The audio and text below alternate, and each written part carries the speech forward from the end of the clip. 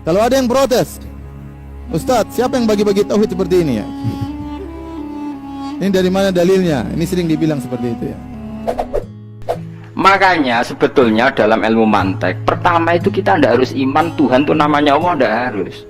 Makanya pertama dikenalkan, sementing kenal Tuhan tuh ada dulu. Disebut zat sing wajibil wujud, belum disebut namanya Allah. Allah itu disebut nama Islam, paham ya?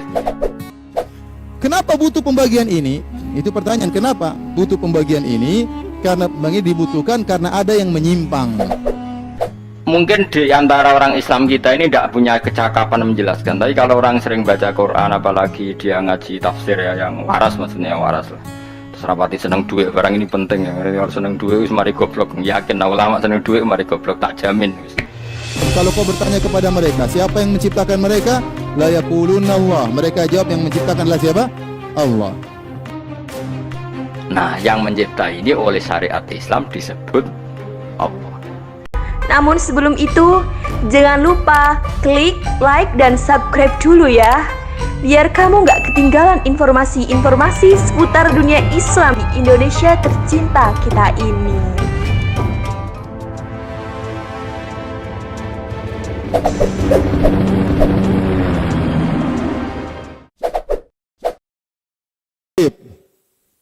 Kalau ada yang protes, Ustadz, siapa yang bagi-bagi tauhid seperti ini ya? Ini dari mana dalilnya? Ini sering dibilang seperti itu ya. Kita bilang ini pembagian tidak perlu dalil. Ini hanya metode pembelajaran. Hanya metode pembelajaran. Anda nggak usah bagi juga nggak apa-apa. Yang penting Anda jangan salah. Saya tanya sama antum, apakah Nabi SAW meyakini hanya Allah pencipta? Apakah Muhammad SAW dan para sahabatnya meyakini Allah yang mencipta, hanya Allah yang mengatur, hanya Allah yang memiliki? Lah, keyakinan Nabi itu kita hanya namakan dengan tauhid apa? Rububiyah. Anda enggak namakan enggak apa-apa. Paham? Itu kalau melatih anak-anak TK. Makanya seorang ulama harus punya kecakapan penjelasan ibanatul ahkam.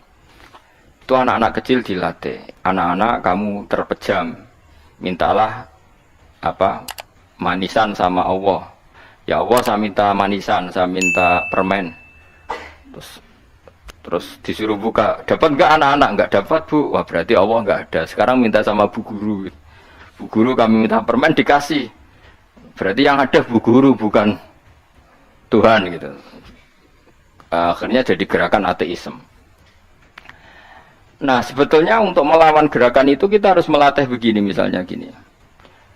Saya itu pernah ketemu sama orang yang berpikiran komunis. Oh, komunis cekek.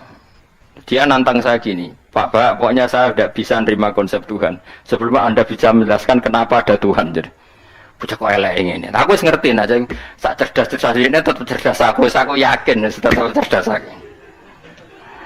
Rasanya selain raine seram meyakinkan, tapi pikir tetap cerdas. Kalau itu kan wong Quran gitu, artinya punya pikiran panjang. Mungkin di antara orang Islam kita ini tidak punya kecakapan menjelaskan. Tapi kalau orang sering baca Quran, apalagi dia ngaji tafsir ya, yang waras, maksudnya yang waras lah. Terus rapati seneng duit, barang ini penting ya. Kalau seneng duit, mari goblok. Yakin ulama seneng duit, mari goblok, tak jamin. Umpama alim wis kelas B, kelas C gak bisa, tahqiq gak bisa. Kalau tahu dikandani kanca kula riyen ambek jenengan udah saya kaca akeh. Lah kenapa? Cok seneng duit kula. Duit masalah bagi ulama. Orang duit masalah kan ya. Maksudnya rasa senang tapi udah terus gak duit. Apakah Nabi dan para sahabatnya pernah menyembah selain Allah? Enggak, mereka menyembah cuma siapa?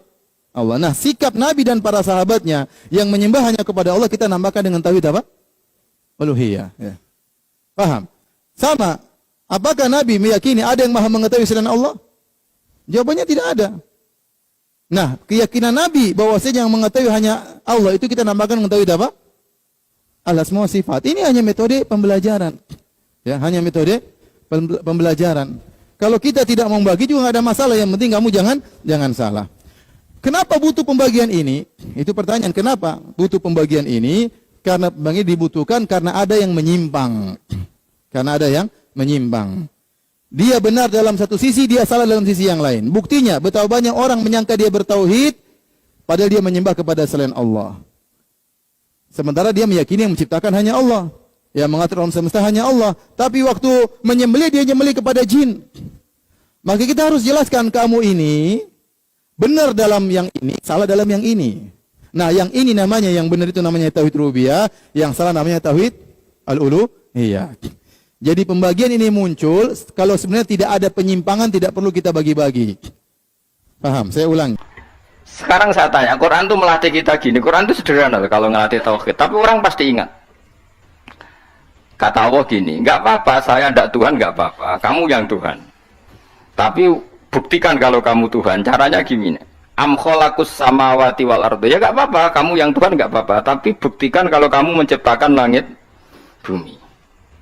Mereka pasti ikrar, ya tidak mungkin saya menciptakan bumi, saya lahir sudah ada bumi. Yesus lahir sudah ada bumi, nggak mungkin Tuhan. Terus Tuhan membuat pertanyaan kedua, am khuliqu min ghairi syai'in. Ya sudah, kalau saya ada Tuhan, lalu nggak ada Tuhan, berarti alam raya ini tercipta oleh sesuatu yang nggak ada. Aneh nggak? Misalnya sebelum alam raya ini nggak ada Tuhan. Berarti sebelum alam raya ini kan adanya nihilisme, sesuatu yang nggak ada. Kemudian sesuatu yang nggak ada itu menjadi penyebab sesuatu yang ada. Aneh gak? Luwe aneh. Sesuatu yang nggak ada itu mestinya kan nggak bisa ngelabeti, nggak bisa berfungsi, nggak bisa ada gunanya. Wong jenenge ra ono iku ora marai apa-apa. Ora ono kok dadi sebab. Sesuatu yang menjadi sebab itu yang wujud apa yang nggak ada? Yang wujud. Sak takok. Lah kalau nggak ada Tuhan berarti alam raya ini lalu sebabnya apa? Ya dari ketiadaan, lalu tiada itu menjadi sebab. Yang tiada kok jadi sebab itu tekem lho. Mikir. Di mana-mana yang sebab itu harus barang yang wujud. Gak boleh tiada kok jadi sebab. Ini kan jadi aneh, sesuatu yang tiada menyebabkan sesuatu yang ada.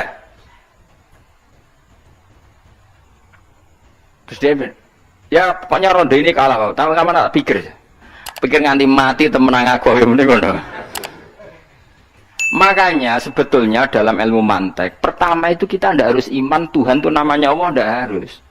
Makanya pertama dikenalkan, sementing kenal Tuhan itu ada dulu. Disebut zat sing wajibil wujud, belum disebut namanya Allah. Allah itu disebut nama Islam, paham ya? Saya ulang lagi, Allah disebut itu nama Islam. Tapi kalau penemuan akal hanya sampai kita ini butuh zat sing wajibil wujud, sing menjadi penyebab semua alam raya ini. Di bahasa Arab disebut musabbibul asbab. Belum menyebut Allah musabbibul asbab. Islam pun pertama Iqra turun ya gak nyebut Allah. Iqra bismi rabbikal ladzi khalaq, khalaqal insana min 'alaq. Iqra wa rabbuka. Tuhan itu siapa? Yang mencipta. Nah, yang mencipta ini oleh syariat Islam disebut apa?